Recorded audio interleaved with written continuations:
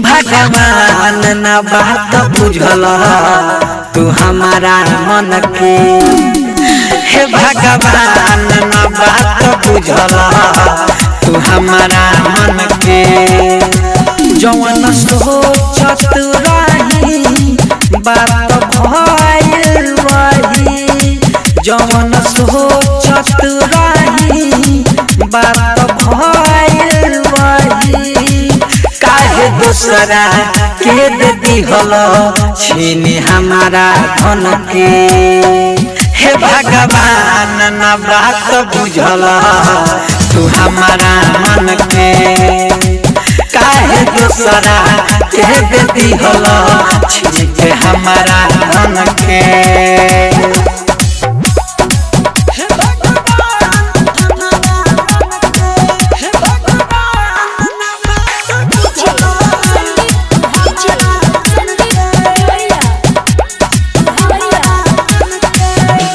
काहे तू भइल इतना हृदय के कठोर हो।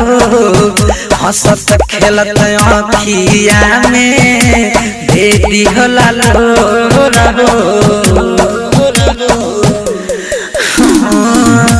काहे तू भइल इतना हृदय के कठोर हो। हंसत खेलत आँखिया में दिहल लोर हो। आइल रहली जीवन में पहिला प्यार बन के। हे भगवान ना बात बुझल तू हमारा मन के। हे भगवान ना बात बुझल तू हमारा मन के।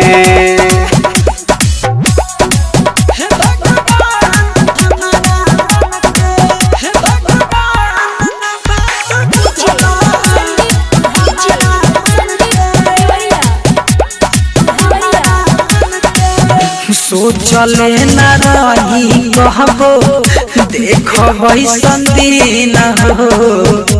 का गलती भइल हमसे दिहल उनके छीन हो। सोचले न रही कहबो देखो संदीन हो।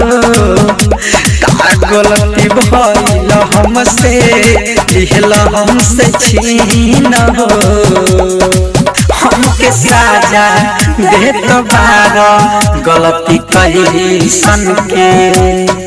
हे भगवान ना बात बुझल तू हमारा मन के।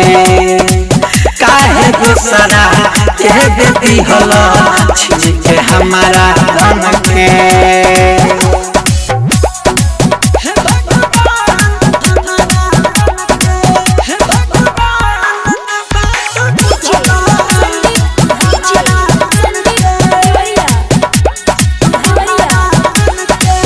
भीम अकेला बोल कायब करी। इहे बात दिलवा में घोपे घरी घरी। भीम अकेला बोल कायब करी। इहे बात दिलवा में बेधे घरी घरी।